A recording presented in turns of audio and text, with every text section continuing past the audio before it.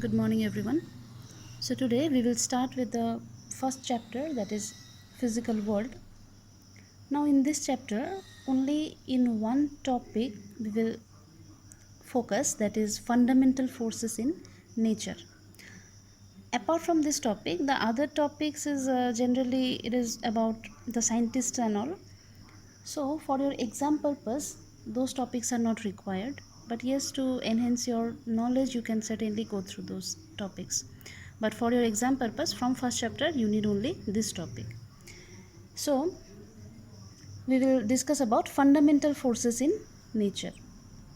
So, in nature, there are generally four fundamental forces. One by one, we will discuss. The first one is gravitational force. So in class 9 you already got the concept of gravitational force, that this is the force between any two masses, and this is attractive in nature. Suppose if two masses are there, m1 and m2, and they are separated by a distance of r, then the force of gravitation between them, Fg, is directly proportional to the product of both the masses, and it is inversely proportional to the square of the distance between them.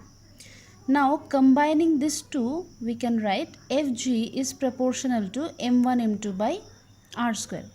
And if you want to remove this proportionality sign by equal sign, then there we will get one constant. This constant g, we call it universal gravitational constant, and it has a value that is 6.67 into 10 to the power minus 11 Newton meter square per kg square. And remember one more thing, that this gravitational force is the weakest force in nature. That means out of these four forces, this one is the weakest force.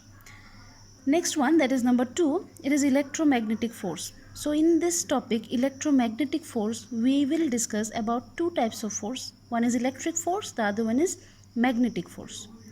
So whenever a charge is kept at rest, suppose this is a charge and this charge is at rest, so around the charge there is a generation of some field, we call it electric field.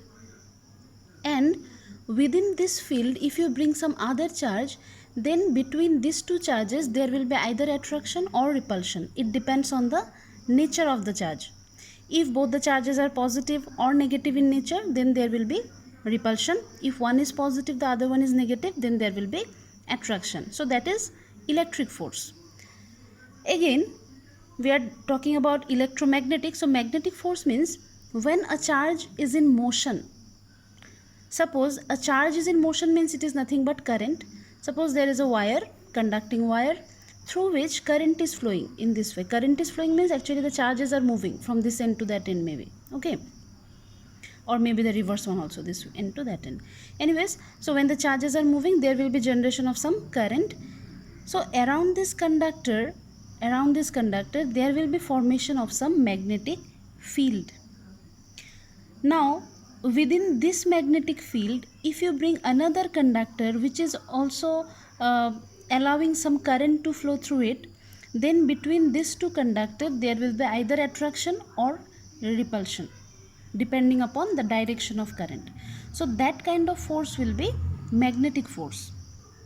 Okay, so electromagnetic force means here we are talking about two force: electric when the charge is at rest, and magnetic when the charges are in motion.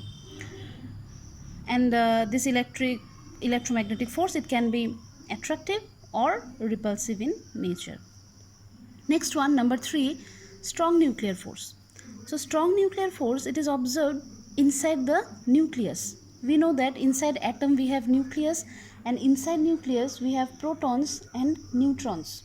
So these protons and neutrons, they are bound with one another with a very strong force, and we call it strong nuclear force. So this strong nuclear force, it is attractive in nature and it is charge independent, and this is the strongest force in nature. Attractive, I told you. Then charge independent means, suppose in nucleus we have proton and neutron both. Protons are positively charged, neutrons are neutral, but the force between two proton, the force between two neutron, and the force between one proton and one neutron are exactly of same magnitude. That means the force does not depend whether the nucleon is charged or not. It does not depend on charge. And the last one, that is weak nuclear force. This weak nuclear force, we generally get it in beta decay process. So beta decay process means there are some nucleus which are radioactive in nature. Radioactive in nature means they continuously emit some radiation. So radiation or particle. So this beta is such a particle which is emitted by those radioactive nucleus. Now with beta decay or with beta emission, some force is associated, and that force is called weak nuclear force. And about beta decay we will discuss in class 12 nicely.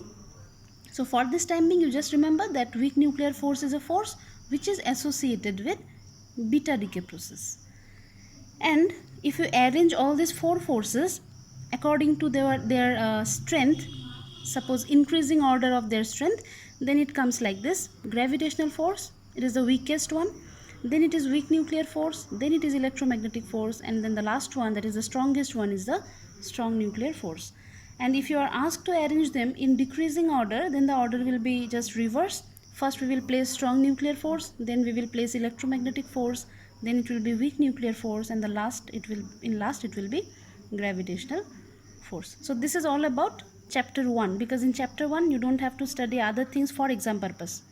We will start chapter 2 in next class. Thank you.